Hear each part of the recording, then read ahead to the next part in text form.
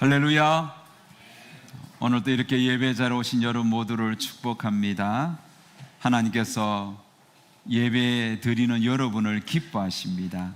큰 은혜 받으실 줄 믿습니다. 코로나19가 여전히 우리를 두렵게 하고 우리를 긴장시키지만, 그런 와중에도 우리에게 기쁜 소식이 하나 있다면 그것은 바로 주님의 성탄이 가까이 오고 있다는 것입니다. 벌써 기독교 방송에는 성탄 찬양이 시간마다 들려주곤 합니다. 우리 교회도 본당 좌우편에 있는 나무에 성탄의 불을 밝혔습니다. 그래서 요즘 새벽 예배 올 때마다 반짝거리는 성탄의 빛을 보면서 얼마나 감사한지 모릅니다. 또 너무너무 예쁘고 아름답죠. 여러분, 지금 교회력으로 보면 대강절입니다. 봄에 예수님의 고난을 묵상하는 절기가 사순절이라면, 겨울에 예수님의 나심, 예수님의 탄생을 기념하는 그 기간이 바로 대강절입니다. 사순절이 부활주일 전, 부활절 전 40일 기간을 사순절이라고 한다면, 대강절은 예수님의 성탄절 전 4주간의 기간을 뜻합니다. 그래서 경건한 성도들은 이 대강절에 예수님의 탄생뿐만 아니라 예수님의 또 고난과 죽으심과 부활과 그리고 승천, 그리고 다시 오실 예수님의 재림을 생각하면서 이 대강절의 은혜를 많이 체험하곤 합니다. 뿐만 아니라 그렇게 예수님을 생각하면서 잃어버렸던 첫사랑을 회복하곤 하지요. 저희들이 한창 주님을 만나고 뜨거울 때 불렀던 찬양이 있습니다. 예수를 생각하고 나는 나의 가난함도 슬프지 않고 남의 부요함도 부럽지 않나니, 예수를 생각하고 나는 오직 감사한 마음이 넘칠 따름이라. 은혜를 받고 예수님을 생각하면 할수록 나의 가난함도 눈에 들어오지 않고 남의 부요함도 부럽지 아니하고 예수를 생각할수록 감사함이 넘쳤던 그 은혜의 시간들이 오늘 말씀을 준비하면서 그렇게 많이 생각났습니다. 사랑하는 여러분, 오늘 본문의 말씀을 전하기 전에 저는 여러분에게 소망하는 것 한 가지가 있습니다. 그것은 2020년 올 한 해는 비록 코로나19로 참 힘든 시간대를 우리가 살아가지만, 그럼에도 불구하고 예수님의 탄생을 묵상하는 대강절인 지금 여러분 모두 예수님 때문에 행복하시기를 축원합니다.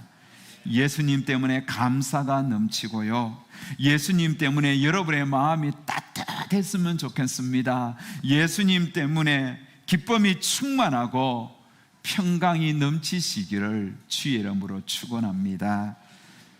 오늘 본문은 이사야서에 나오는 말씀이죠. 여러분, 이사야는 성경이 66권이듯이 이사야도 66장으로 구성되어 있는데요, 이 66장의 이사야 성경을 크게 두 부분으로 나눌 수가 있겠습니다. 첫 번째로는 1장에서 35장까지 하나님의 심판에 대한 메시지가 나옵니다. 심판의 대상은 하나님의 언약 백성들이 드린 유다와 이스라엘 백성들입니다. 이사야는 시작과 더불어 유다와 이스라엘 향하여 하나님께서 강하게 책망합니다. 하늘이여 들으라, 땅이여 귀를 기울이라. 여호와께서 말씀하시기를 내가 자식을 양육하였거늘 그들이 나를 거역하였도다. 손은 그 임자를 알고 나귀는 그 구유의 주인을 알건만은 이스라엘은 알지 못하고 나의 백성은 깨닫지 못하는도다. 참으로 이사야 선지자는 하나님의 탄식을 그렇게 외쳤던 겁니다.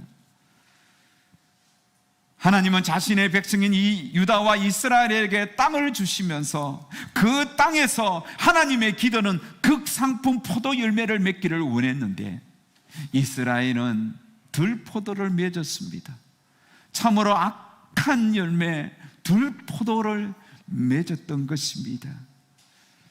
그래서 이사야 전반부에 보면 이런 들포도를 맺어버렸던 유다와 이스라엘 백성들을 하여 선지자는 아주 강하게 비판하면서 심판을 예고합니다. 더불어 유다와 이스라엘뿐만 아니라 그 주변 국가였던 바벨론, 아수르, 모압, 다메스, 구스 이런 어떤 모압 이런 암몬 이런 족속에 대한 심판도 더불어 선포하고 있는 내용이 이사야서 전반부인 1장에서 35장에 나옵니다. 자, 두 번째 이사야 후반부는 몇 장부터냐면 40장에서 66장까지입니다. 40장에서 66장은 소망에 대한 메시지로 가득 채워져 있습니다. 여러분 이사야 선지서를 한번 읽어보셨죠? 전반부에 읽어보면 계속 하나님이 백성들의 죄를 지적하고 또 주변 나라들에 대한 죄를 지적하면서 하나님이 심판을 예고합니다. 그러다가 40장 이후에 성경을 이사야서를 읽어보면 얼마나 감동적인 내용이 많은지 모릅니다. 읽으면 읽을수록 여러분 소망이 넘치고 힘이 넘치고 막 기쁨이 물밀듯 밀려오는 것을 이사야서를 읽으신 분들은 많이 느꼈을 것입니다. 그렇다면 여러분 하나님께서는 심판의 메시지를 받을 자와 또 소망의 메시지를 받을 자를 명확하게 구분하는 겁니다. 왜 여러분 하나님의 백성이 심판을 받아야 합니까? 또한 그 심판받은 그 하나님의 백성이 왜 다시 소망의 메시지를 들어야 할까요? 기준은 바로 이것입니다. 하나님의 백성들이 정말 하나님을 주인으로 모시고 하나님의 주권을 인정하며 겸손하게 살아갈 때 하나님께서는 그들에게 복을 주십니다. 소망을 주십니다. 그러나 반대로 하나님의 백성들이 하나님을 주인으로 모시지 않고 하나님의 주권을 인정하지 않으면 하나님께서 그들에게 심판하시는 겁니다. 하나님을 주인으로 모시지 않으면 자기가 주인이라는 것이잖아요. 그래서 자기를 주인으로 삼아서 자기 마음대로 살아가니까 하나님이 기뻐하시는 극상품 포도 열매를 맺을 수가 없는 거예요. 들포도를 맺는 거예요. 자기가 주인이고. 그래서 하나님은 그들에게 심판을 예고하는 것입니다. 여러분, 이 하나님을 주인으로 섬겨서 하나님을 의지했을 때 소망을 받고 하나님을 의지하지 않고 자기의 의를 드러냈을 때 심판을 받은 모델이 누구냐면 히스기야 왕입니다. 여러분, 제가 전반부 그 심판에 대한 메시지가 1장에서 몇 장까지라 했지요? 35장. 후반부 소망에 대한 메시지는 몇 장부터? 40장에서. 자, 그러면 빈 그 사이의 장이 몇 장부터 몇 장까지예요? 36장에서 39장 사이.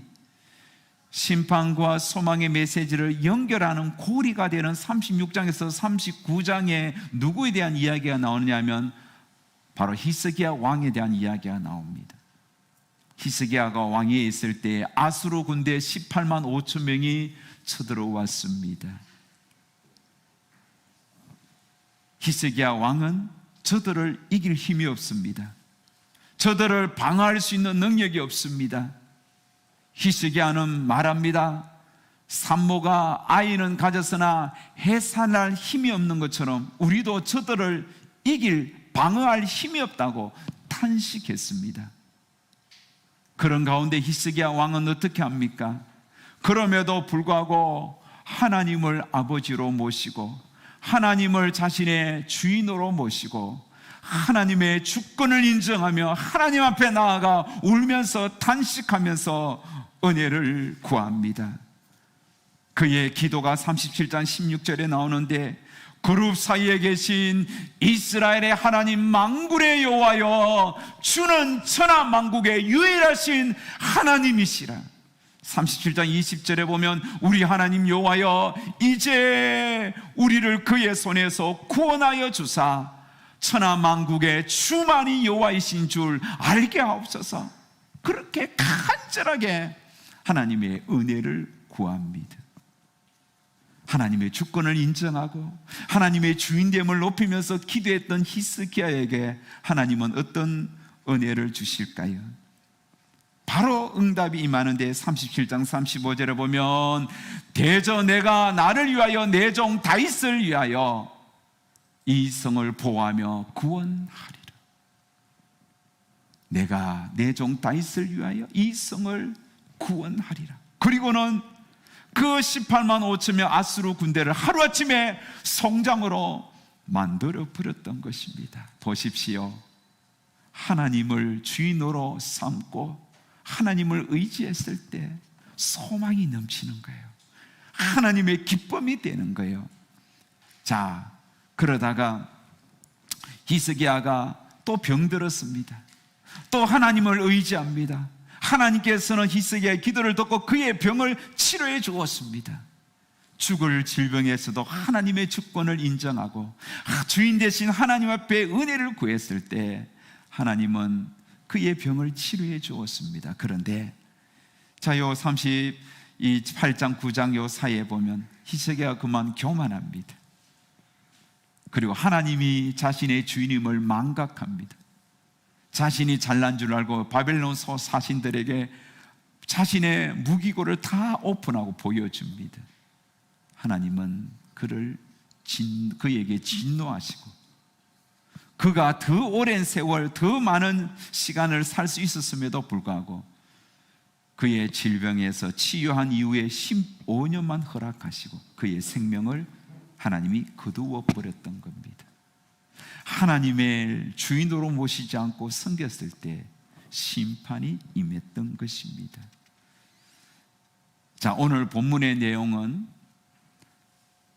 소망이 가득한 40장에서 66장 사이에, 그것도 정말 은혜가 철철 넘치는 61장 2장 이 사이에 위치한 말씀이지요. 여러분, 이 62장에서 하나님께서는 이 바벨론 포로에 잡혀있던 그 이스라엘 백성들 심판을 받았잖아요. 포로로 잡혀가 있잖아요. 그 바벨론 포로에서 이스라엘 백성들은 크게 회개합니다. 하나님, 우리가 하나님을 주인으로 섬기지 못했고 하나님이 원하시는 극상품 포도 열매를 맺지 못했습니다. 들포도를 맺었습니다. 하나님 용서해 주세요. 여러분, 시편 137편 126편을 보십시오. 그 바벨론 포로에 있던 이스라엘 백성들의 그 고충과 거기에서 하나님 앞에서 을레 강변에서 하나님의 은혜를 구하며 회개하며 시온에서 예배드렸던 그 시간을 추억하며 하나님 앞에 엎드렸던 그 이스라엘 백성들의 삶이 자세하게 소개되어 있지요. 바벨론 포로에서 이스라엘 백성은 철저하게 회개합니다. 그리고 다시 하나님을 자신의 인생의 주인으로 모십니다. 그때 하나님께서는 이스라엘 백성들에게 소망의 메시지를 줍니다. 그 소망의 메시지가 오늘 본문의 말씀입니다. 하나님은 그 소망의 메시지를 주면서 이 언약의 백성인 이스라엘에게 새 이름을 주시는 거예요. 새 이름을 주겠다. 그 이름이 뭘까요? 바로 헵시바 뿔라. 이 발음이 좀 이상한데 이 히브리어라 그렇죠? 헵시바 뿔라. 여러분, 헵시바는 뭡니까? 나의 기쁨이 그에게 있도다. 한번 따라합시다. 나의 기쁨이 그에게 있도다. 나의 기쁨이 그에게 있도다. 우리 이우영 집사님이 하모니 집사님을 보면서 헵시바, 나의 기쁨이 당신에게 있도다. 그런 뜻이에요. 하나님께서 지금 이스라엘 백성들을 향하여 소망의 메시지를 줍니다. 회개하고 하나님을 주인으로 섬긴 그들에게 나의 기쁨이 너희에게 있도다. 그리고 여러분, 뿔라는 무슨 뜻입니까? 뿔라는 결혼한 여자, 나의 신부라는 뜻입니다. 그래서 이 헵시바와 뿔라라는 이 두 단어를 연결하면 이런 이미지가 그려집니다. 오늘 본문 이 1절에서 5절에 보면 이 두 단어의 의미를 우리가 이해하고 이미지를 그려보면 이렇습니다. 하나님이 한 여인을 부릅니다. 세웁니다. 그리고 그 여인이 입고 있던 그 지저분한 누더기 옷, 그 냄새나는 그 더러운 옷을 벗기고 참으로 아름다운, 눈부시도록 아름다운 세마포옷을 입혀주십니다. 그리고 머리에 아름다운 관을 씌워줍니다. 마치 결혼식장에 신부를 단장하는 것처럼 그렇게 아름답게 단장하고 치장하여서 화려한 옷을 입혀서 하나님이 그 신부를 향하여 이렇게 외칩니다.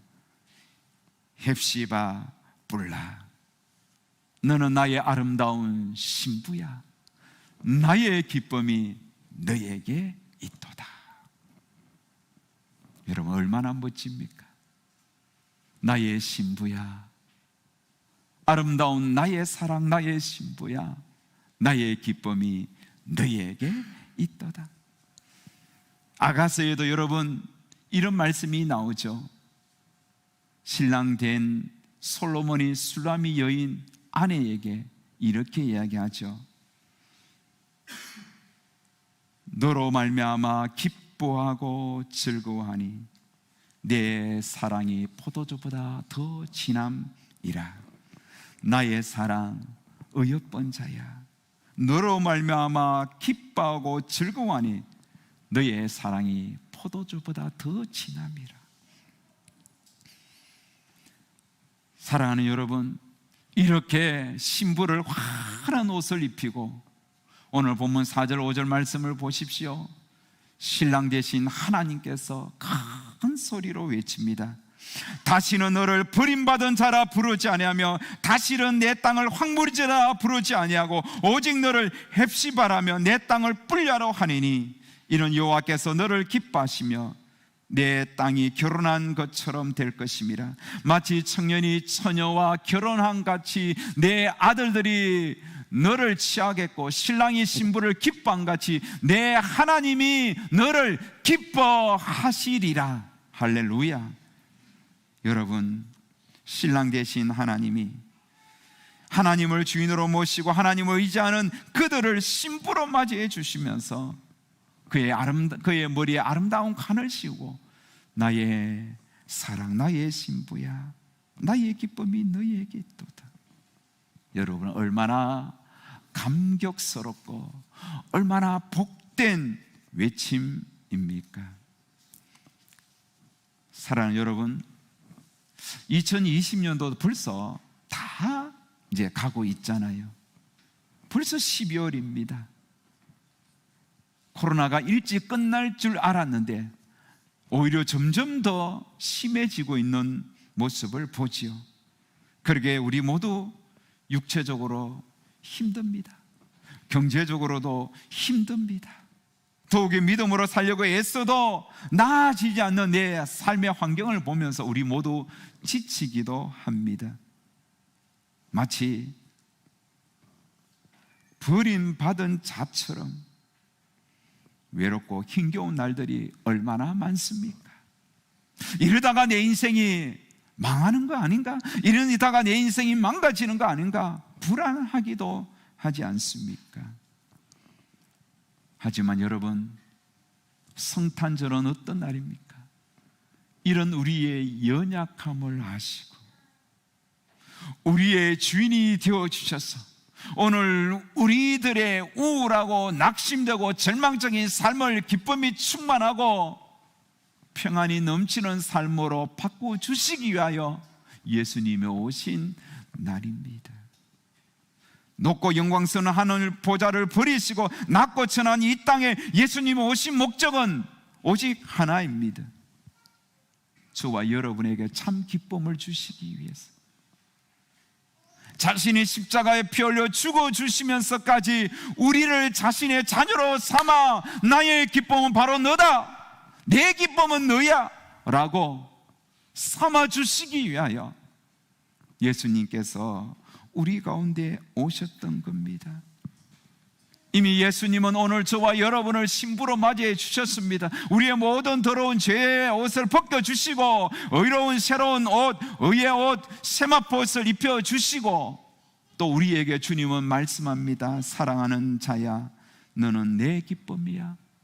내가 너를 기뻐한단다. 여러분, 아무리 힘들고 어려워도 우리는 주님의 신부라는 사실을 기억하십시오. 그리고 신부된 우리들을 신랑 되신 예수님께서 기뻐하신다는 사실을 놓치지 마십시오. 그러면 우리는 다시 힘을 낼 수 있습니다. 우리의 주인 되신 예수님은 우리가 어떤 모습이든지 간에 우리를 여러분 사랑하십니다. 우리를 기뻐하십니다. 여러분, 우리의 신랑은 예수 그리스도이십니다. 우리는 그분의 신부입니다. 그러기에 신부된 우리들을 예수님은 영원히 기뻐하십니다. 우리는 여러분 예수님에게 사랑받은 존재입니다. 사랑받고 있는 존재입니다. 우리가 여러분 어떤 모습이든지 간에, 부하든지 가난하든지, 여러분 몸이 건강하든지 아프든지, 배웠든지 못 배웠든지 간에 우리는 여러분 이렇게 예배 드리고 하나님을 섬기는 그 자체만으로도 주님의 기쁨입니다. 주님은 우리를 기뻐하십니다. 이렇게 예배 자리에서 하나님을 섬기는, 높이는 저와 여러분을 보시면서 주님은 기뻐하시는 거예요. 할렐루야. 우리는 사람에게 기쁨이 되지 못하고 사회의 기쁨이 되지 못한다 할지라도, 내가 내 스스로 내 인생을 봐도 내 인생이 왜 이렇게 망가지나, 내 인생이 왜 이렇게 발전이 없나, 내 인생이 왜 이렇게 풀리지 않나 라고 낙심이 될지 모르지만, 주님께서 보시는 시각은 너는 나의 기쁨이야. 우리가 여러분 이 사실 하나만으로도, 이 사실 하나만 가슴에 꼭 품고 산다면 우리는 아무리 힘들고 어려운 오늘 우리의 삶이라도 넉넉하게 기뻐하며 살아갈 수 있다는 겁니다. 주님이 자신의 기쁨인 줄 알고 마음껏 주님을 노래하며 찬양하며 살아가는 인생이 되는 겁니다. 참 예쁘장하게 생긴 한 어린 아이가 있었습니다. 하지만 그의 가정은 불우했습니다. 아버지, 어머니는 늘 싸웠습니다. 특히 아버지는 술을 좋아했고 술만 먹으면 어머니를 구타했습니다. 그러면 엄마는 맨발에 도망을 쳤습니다. 어린 그 아이의 눈에 그 엄마가 너무 불쌍했습니다. 그래서 엄마가 도망가면 이 아이는 그 엄마를 찾기 위하여 큰 소리는 내지 못하고 엄마 어디 있어, 어디 있어, 엄마 보고 싶어 그러면서 맨발로 그도 동네 구석구석 찾아다니면서 엄마를 찾았습니다. 엄마는 남편의 그 구타를 이기지 못해서 결국은 이혼을 합니다. 그리고 어린 딸을 남겨두고 집을 떠납니다. 남겨진 아이는 결혼하지 않는 고모 손에 맡겨져서 자라게 되는데, 고모도 결혼하지 않는 상태에서 조카 어린 아이를 돌본다는 그 자체가 스트레스죠. 그래서 술을 먹으면 또 고모도 그 아이를 패는 겁니다. 이 아이는 어디 마음을 둘 데 없어 정말 또 너무너무 엄마가 보고 싶어 엄마를 그리워하면서 그렇게 지내던 중에 누군가 말합니다. 얘야, 여기 가서 내 소원을 빌어보면 엄마를 만날 수 있을 거야. 그 어린 아이는 그곳에 가서 소원을 비는데 그곳이 바로 남녀 호랑경교였습니다. 그곳에서 아무리 소원 빌어도 소원이 이루어지지 않았습니다. 그러다 또 어떤 사람이 말합니다. 거기 가면 안 돼, 이곳에 가라고. 또 그곳에 가서 소원을 비는데 그것도 응답되지 않았습니다. 그곳은 어디냐? 통일교였습니다. 그러면서 이 아이는 청소년 시간을 지냅니다. 그리고 그가 대학생이 되었습니다. 대학생이 되면서 그렇게 자기가 경멸했던 술을 먹는 아버지의 모습을 자기가 닮아서 그렇게 술을 먹고 그렇게 놀기를 좋아하고 타락해 가는 거예요. 그러면서 한 남자를 만났습니다. 자기는 술을 먹었지만 술 먹지 않는 그 남자가 끌렸습니다. 그래서 그 남자를 남편으로 삼아 이런 나이에 결혼을 하고 딸 아이를 하나를 낳았습니다. 그런데 웬일이죠? 결혼했는데 그 남편도 자신에게 술을 먹고 구타합니다. 어린 남편은 게임에 중독됩니다. 도저히 견딜 수가 없습니다. 그래서 남편하고 이혼합니다. 어린 딸은 시부모가 데리고 갔습니다. 자기의 딸이 마치 어린 시절에 자기처럼 엄마에게 버림받은 것이죠. 그렇게 괴로워하면서 언젠가 내 딸 찾아올 것이다. 그러면서 그는 밤무대 라이브 가수로 노래하면서 그렇게 열심히 살았지만 점점 딸이 그립고 삶이 힘들고 너무너무 고달픕니다. 어린 시절에 몇 번 교회는 가서 문학의 밤하고 노래도 하고 찬양했지만은 교회에 가고 싶은 마음은 전혀 들지 않았습니다. 물론 주변에 전도하는 사람이 있었지만 귀에 들어오지 않았던 겁니다. 하나님이 살아계시면 내 인생을 왜 이렇게 망가뜨리냐고, 왜 나를 이렇게 버리냐고 그러면서 하나님 앞에 불편한 신기가를 드러내기만 했습니다. 그런데 어느 날 그의 언니가 얘야 오늘 교회에 큰 부흥회 하는데 교회 가자. 그날 언니의 그 말 한마디에 자기도 모르게 그 부흥회에 가게 됩니다. 부산 어느 교회 부흥회에 갔는데 그 부흥회에서 예수님을 만납니다. 예수님을 만나는 거예요. 그리고 그가 성령을 강하게 체험하는 거예요. 성령을 강하게 체험하면서 하늘에서 하나님의 음성이 들리는 거예요. 사랑하는 딸아, 내가 너를 사랑한단다. 너는 나의 기쁨이란다. 사랑하는 딸아, 내가 너를 사랑한단다. 너는 나의 기쁨이란다. 그러면서 거기서 하나님을 만나고 성령을 체험하고 2-3시간 통곡하면서 꺽꺽 울고 사람들은 다 집에 돌아가고 혼자 언니하고 남아서 그리고 울다가 일어서고 교회에 나오는데 완전히 날아갈 것 같아요. 새로운 사람이 되었어요. 그러면서 성경을 읽는데 이사야 62장 있는데 그게 말씀에 충격을 받는 거예요. 여러분, 그 하나님의 말씀에 충격을 받은 그는 다시는 너를 버림받은 자라 부르지 아니하며 다시는 내 땅을 향물이 자라 부르지 아니하고 하나님께서 그를 향하여 헵시바 나의 기쁨이 너에게 있다. 뿔라 너는 나의 사랑하는 신부다. 이 말씀을 듣고 거기서 큰 은혜를 받고 자신은 헵시바라는 닉네임을 쓰면서 그때부터 길거리로 나가 자신을 만나주신 하나님을 찬양하기 시작하는 거예요. 그리고 하나님이 자신을 향하여 기쁨이란 이 하나의 사실만으로 그는 기뻐하며 가는 곳마다 주의 복음을 전하기 시작하는 거죠. 딸을 다시 데리고 옵니다.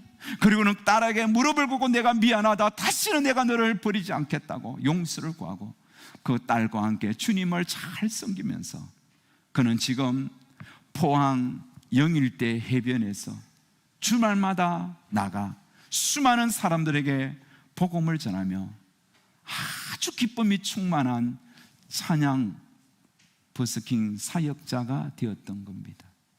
마지막으로 여러분, 그분의 찬양을 우리 한 곡 듣고 한번 기도하는 시간 갖겠습니다.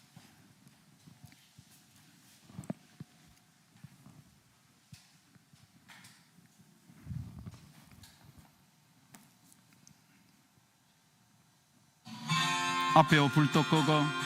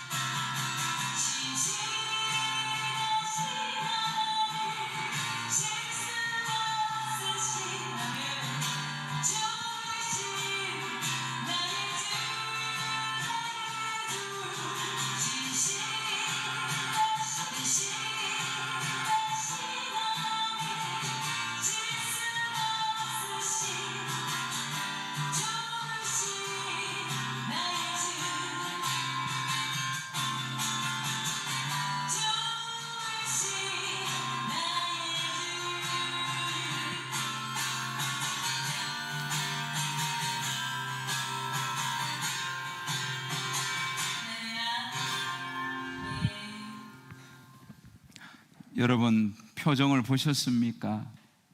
얼마나 밝고 얼마나 기쁨이 충만한 상태에서 찬양합니까?